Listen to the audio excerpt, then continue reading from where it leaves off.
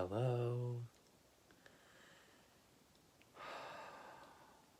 Greetings. Breathe with me. Deep breath. From Denver. Wow, the amount of gifts, beauty this road trip is bringing, but amplified here as I'm staying with a friend in Berkeley, Colorado. Tonight I met a lot of her community here, and it's so uplifting and supporting. It's a great community, and Colorado is high on the list. It's got really great vibes. I'm going to be performing in a burlesque haunted house this weekend. Teaching busking in Boulder. But yeah, you can check all that out. If you're watching this live, but really this is about like documenting my experiences on the road. I saw Rising Appalachia.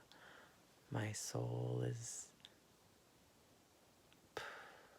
blossoming even more than it's been blossomed.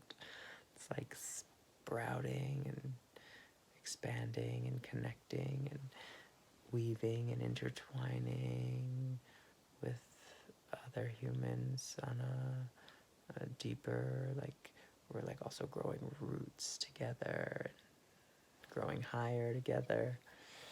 Oh boy, Denver, Colorado.